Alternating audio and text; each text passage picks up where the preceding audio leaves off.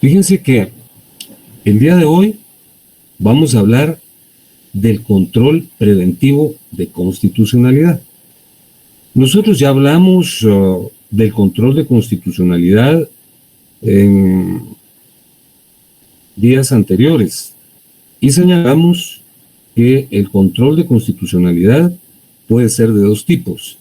Puede ser político, que es el que se regula y reconoce en el artículo 183, literal H de la Constitución, que es una facultad del presidente de la República.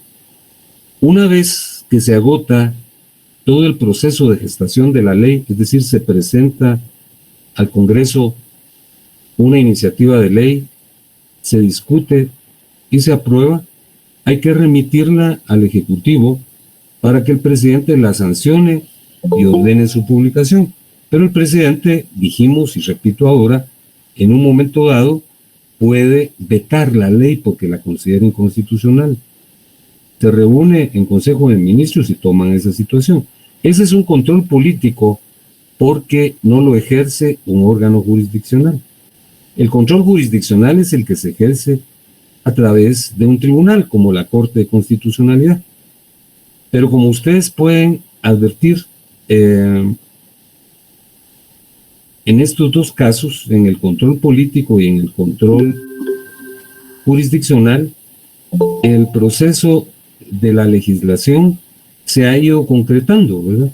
Ya en el primer caso, en el control político, la ley está pendiente de que se sancione y se ordene su publicación por parte del presidente. Y en el control jurisdiccional, la ley ya tiene vigencia.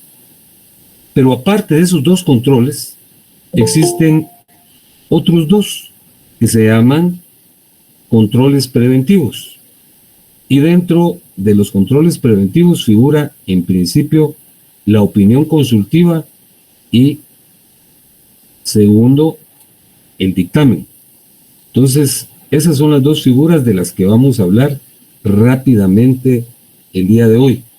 Fíjense que la particularidad es que en estos casos la ley todavía no ha sido emitida. Entonces, antes de que se emita, antes de que se discuta incluso, el Congreso o el Ejecutivo o el Legislativo pueden pedir que la Corte de Constitucionalidad se pronuncie sobre la legislación que se pretende emitir. Y si su opinión es negativa, entonces ni siquiera se presenta al Congreso. Hablemos inicialmente de la opinión consultiva. Fíjense que, tal y como lo dice el numeral 1, la opinión consultiva es un control a priori, es decir, es un control inicial. ¿Quién lo realiza? La Corte de Constitucionalidad. ¿Y por qué lo realiza la Corte de Constitucionalidad? Porque cualquiera de las tres manifestaciones del poder público, cualquiera de los tres organismos del Estado, le solicitan una opinión. ¿Y sobre qué le solicitan una opinión? Sobre tratados, convenios internacionales, proyectos de ley y otras situaciones que generen duda. Entonces, la Corte se pronuncia. Por ejemplo, los tratados y las convenciones internacionales no las emite el Congreso de la República, sino se celebran en cónclaves internacionales como la Organización de las Naciones Unidas o la Organización de los Estados Americanos. Entonces hay un proceso para que esos tratados que han sido suscritos por Guatemala o reconocidos se incorporen al derecho. Ese proceso se llama recepción del derecho internacional. El Congreso, mediante un decreto, las convierte en ley y las incorpora a la legislación nacional. Pero antes de que todo eso ocurra, si hay dudas respecto a si se debe incorporar a la legislación nacional, si no hay problemas de constitucionalidad, entonces se le pregunta a la Corte, ¿verdad? Y la Corte emite una opinión. Fíjense que hay un detalle muy especial. La opinión consultiva, aquí les puse, no tiene carácter vinculante, es decir, no es obligatoria. Es una opinión de la Corte. Entonces, el Congreso o el Ejecutivo o el Legislativo podrían decir, es una opinión y no la acatamos, ¿verdad? Pero lo que ocurre es que existe un compelimiento moral, ¿verdad? El compelimiento de no acatar las disposiciones de la Corte. Claro que eso ahora ya ocurre con demasiada frecuencia, pero hubo una época en la que la Corte de Constitucionalidad y sus opiniones eran profundamente respetadas. Entonces, para sintetizar, la opinión consultiva es un pronunciamiento que emite la Corte de Constitucionalidad a requerimiento de cualquiera de los organismos del Estado, el legislativo, el ejecutivo o el judicial, quienes le preguntan si un convenio internacional, si un proyecto de ley son o no constitucionales, y la Corte se pronuncia y les dice si es constitucional o no es constitucional. Esta es una opinión, entonces no tiene fuerza, no tiene compelimiento porque no es una sentencia, sino es una opinión. Pero les decía yo que la fuerza de dicho pronunciamiento es de tipo ético, ¿verdad? Porque cómo van a inobservar lo que recomienda la Corte de Constitucionalidad. Aquí les he sintetizado los aspectos más esenciales de lo que es la opinión consultiva.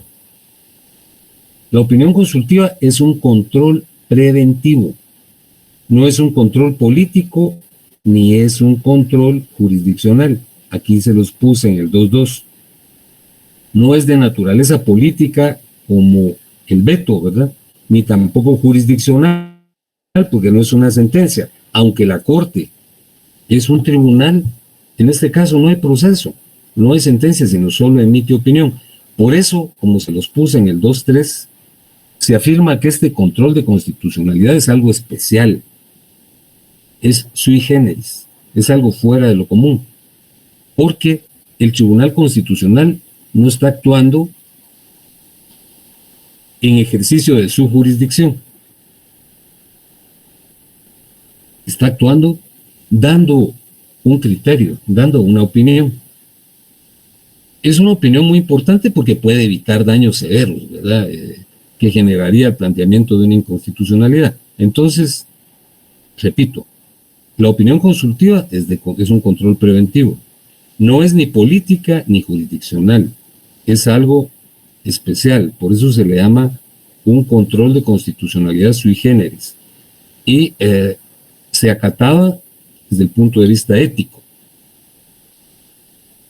Y se acata porque se evitan muchos problemas, daños que pueden producirse en los derechos fundamentales de los ciudadanos o al mismo Estado. Fíjense que el tema subsiguiente es el trámite de la opinión consultiva. Yo les hice un resumen aquí, pero prefiero que lo leamos en la Ley de Amparo, Exhibición Personal y Constitucionalidad. Por favor, abran su Ley de Amparo, Exhibición Personal y Constitucionalidad a partir del artículo 171.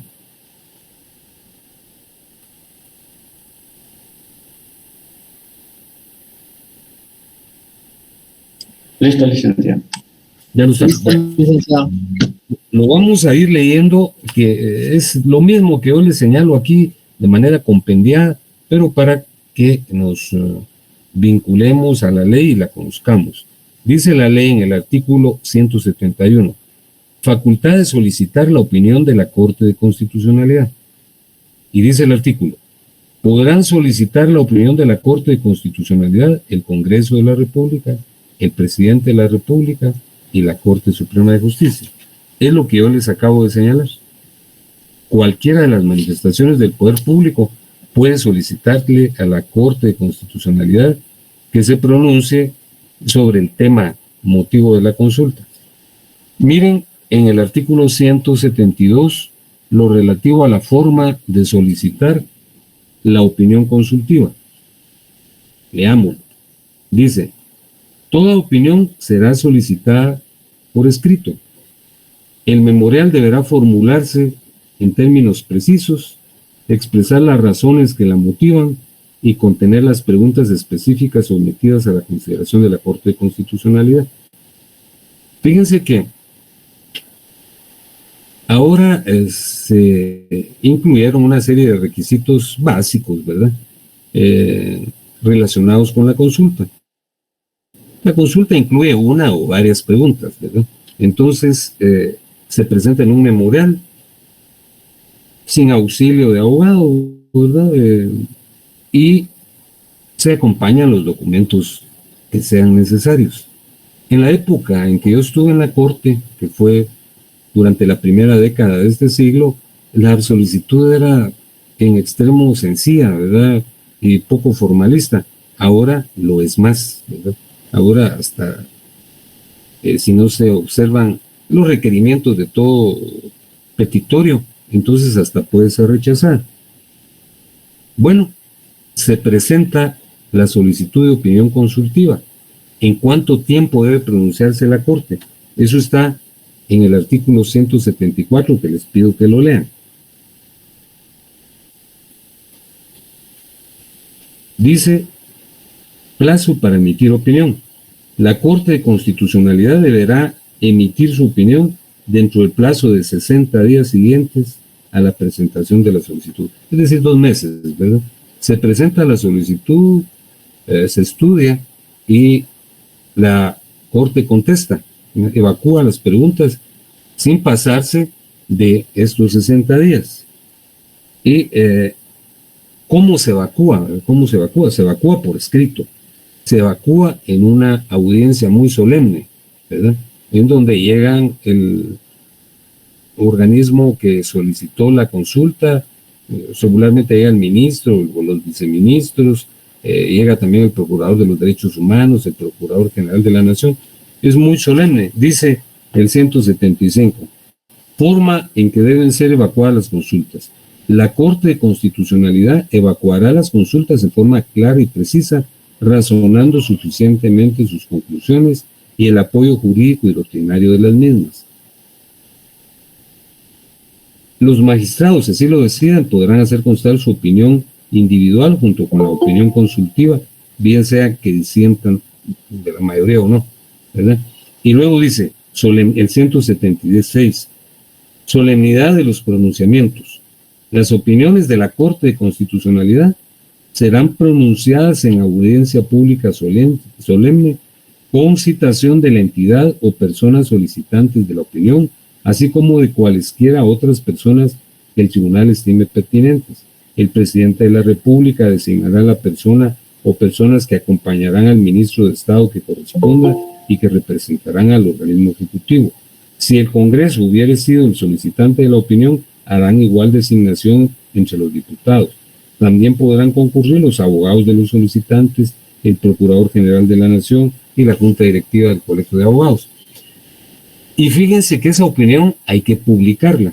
Eso está contenido en el artículo 177. Dice, publicidad de las opiniones de la Corte de Constitucionalidad. Todas las opiniones de la Corte de Constitucionalidad serán publicadas en el Diario Oficial dentro del tercer día de haber sido pronunciadas en audiencia pública. Lo que está acá es lo que yo acabo de leer, ¿verdad? Fíjense que lo que se le puede preguntar a la Corte está regulado en el artículo 272 de la Constitución. Es decir, se le puede solicitar opinión sobre tratados, convenios y proyectos de ley, o sobre leyes vetadas de inconstitucionalidad, o sobre cuestiones que sean solicitadas por el Congreso de la República. Si ustedes miran el 272, por favor, de la Constitución,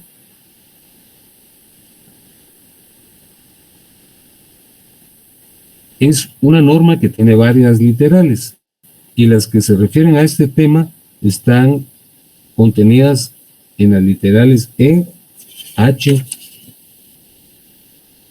e I. La literal H dice emitir opinión sobre la constitucionalidad de los tratados, convenios y proyectos de ley a solicitud de cualquiera de los organismos del Estado. La H dice emitir opinión sobre la inconstitucionalidad de las leyes vetadas por el Ejecutivo. Y la literal Y dice, actuar, opinar, dictaminar o conocer de aquellos asuntos de su competencia establecidos en la Constitución política. Bueno, lo demás es lo que lo acabamos de leer. Ahora, para concluir, vamos a hablar del dictamen. Fíjense que adviertan una diferencia radical entre la opinión consultiva y el dictamen. La opinión consultiva no es vinculante, es decir, podrían no acatarla, ¿no? Porque no tiene ninguna fuerza, solo tiene, como les decía, una fuerza ética.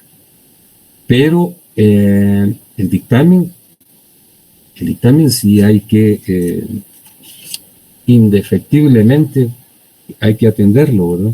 El dictamen está regulado básicamente en el artículo 175 de la Constitución, que por favor yo les pido que lo veamos. Fíjense que... Listo. Muchas gracias. Fíjense que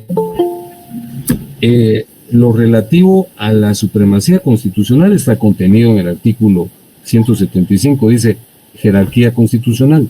Ninguna ley podrá contrariar las disposiciones de la Constitución. Las leyes que violen... Hay un micrófono abierto, por favor. Ninguna ley podrá contrariar las disposiciones de la Constitución. Las leyes que violen o tergiversen los mandamientos constitucionales son nulas ipso iure. Ya lo vimos nosotros al estudiar la inconstitucionalidad. En el segundo párrafo dice, esto es lo que tiene que ver con el dictamen. Las leyes calificadas como constitucionales requieren para su reforma el voto de las 2/3 partes del total de diputados que integren el Congreso, previo dictamen favorable de la Corte de Constitucionalidad. La Asamblea Nacional Constituyente se reúne y emite la Constitución, pero junto a la Constitución emite 4 leyes constitucionales: la Ley de Orden Público, la Ley de Libre Emisión del Pensamiento, la Ley Electoral y de Partidos Políticos y la Ley de Amparo, Exhibición Personal y de Constitucionalidad. Esas son las leyes constitucionales. Esas leyes pueden reformarse. Puede reformar el Congreso, pero debe cumplir estos 2 requisitos que les estoy señalando, que están contenidos en el segundo párrafo del artículo 175. Dice, las leyes calificadas como constitucionales requieren para su reforma el voto de las 2/3 partes del total de diputados que integran el Congreso, y esto es lo importante, previo dictamen favorable de la Corte de Constitucionalidad. Si la Corte de Constitucionalidad no emite dictamen favorable, no se pueden reformar esas leyes, sencillamente, ¿verdad? Entonces, adviertan la diferencia. La opinión no es vinculante, el dictamen sí. Si la Corte dice no se puede reformar, no se puede hacer esa reforma, entonces eso no es probable, no se puede, ¿verdad?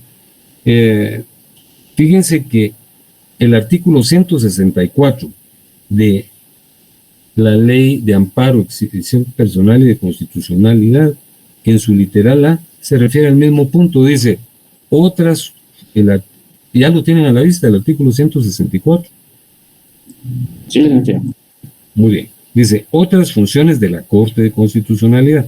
Corresponde también a la Corte de Constitucionalidad a dictaminar sobre la reforma a las leyes constitucionales previamente a su aprobación por el Congreso. Entonces, es menester emitir un dictamen para que se pueda realizar esa reforma. La legitimación para solicitarlo, pues está en los artículos citados, ¿verdad? Que puede ser el Congreso, el Ejecutivo o a veces el Legislativo.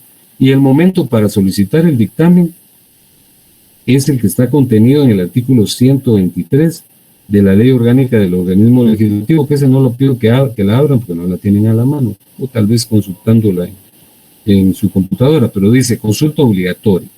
Después de tenerlo por suficientemente discutido en su tercer debate, deberá recabarse el dictamen de la Corte. Con la discusión por artículos se presentan enmiendas al texto del proyecto de ley. Dichas enmiendas deben igualmente remitirse a la Corte. Entonces, básicamente, esa es la diferencia. Fíjense que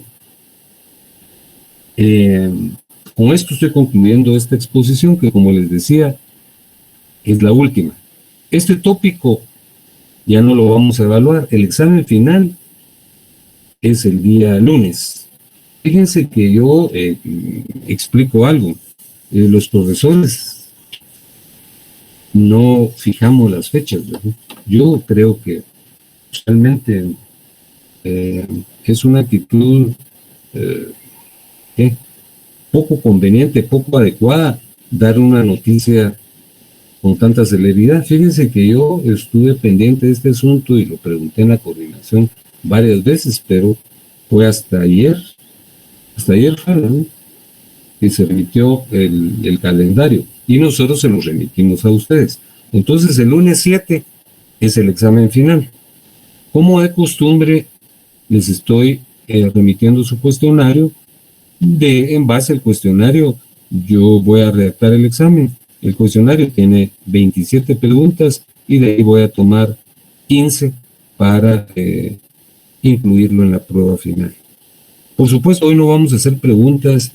Yo solo quiero presentarles mi proyección más afectuosa, ¿verdad? Lastimosamente, no tuvimos oportunidad de concretar presencialmente este vínculo, pero yo estoy seguro que en un futuro cercano tendremos oportunidad de tener un contacto académico para tener una vivencia de esta índole, ¿verdad? Realmente la pandemia nos cambió la vida totalmente, ¿verdad? Nos permitió tener otras alternativas y conocimientos, pero nos privó de algo tan especial en la docencia, que es, repito, la presencialidad, el contacto personal. Yo les presento mi afecto y mi gratitud. Bendito sea Dios, nuestro Señor, que nos ha permitido trabajar bien, ¿verdad? Yo, en lo que pueda servir, estoy a la orden. Doña Sonia, que es mi asistente, será el contacto entre nosotros, ¿verdad? Si es que cualquiera de las inquietudes o dudas, oscuridades que hayan sobre un tópico, pues pueden ustedes formularle la interrogante a doña Sonia y ella me la trasladará. Fíjense que hacemos esto porque, bueno, yo obvia y lógicamente me dedico también a actividades propias de la profesión y en el día pues es un tanto difícil poderle dar respuesta a estas inquietudes, pero contamos con el valiosísimo apoyo de doña Sonia, que ha sido una persona también muy fina, muy próxima a mí. Hacemos un muy buen equipo y gracias a Dios las cosas han ido saliendo bien y espero que así continúe. Yo les deseo muchos éxitos en sus exámenes y que cuando se gradúen, cuando concreten esa aspiración, también sean abogados probos, dedicados a su profesión con plenitud y con observancia de las características impuestas por la ética. Así es que les presento mi saludo y el día lunes 7 es el examen final. Ustedes tienen que incorporarse a la plataforma correspondiente haciendo uso del código que ahí aparece publicado y les pido de favor algo que les he solicitado insistentemente, que hay un lapso específico para resolver el examen, que yo creo que es suficiente. No lo manden después porque la máquina ya no lo recibe. Entonces no obtendrían ustedes calificación porque aparecerían como que si no se sometieron. Así es que les reitero mi gratitud y les envío todo mi afecto. Que tengan ustedes muy buena noche. Muchas gracias, licenciado. Muchas gracias por todo, licenciado. Muchas gracias, licenciado, por su apoyo. Licenciado, una pregunta. Por favor. Gracias, licenciado. ¿Usted en el siguiente semestre qué curso imparte o qué cursos imparte? Fíjese que yo imparto en la noche constitucional, procesal constitucional, derecho civil 2. Y en la jornada matutina imparto obligaciones y contratos, es decir, yo trabajo con los 4 cursos de derecho civil, personas y familia, derechos reales, pero esos son en la noche. Y en la mañana, a primera hora, en la jornada matutina, trabajo con obligaciones en el 5º semestre, en el 6º semestre, contratos. Pero eso no quiere decir que nosotros perdamos el contacto, en algo les puedo servir modestamente, ¿verdad? Muchas gracias, licenciado. Personalmente quiero agradecerle mucho sus clases muy concretas, concisas y la información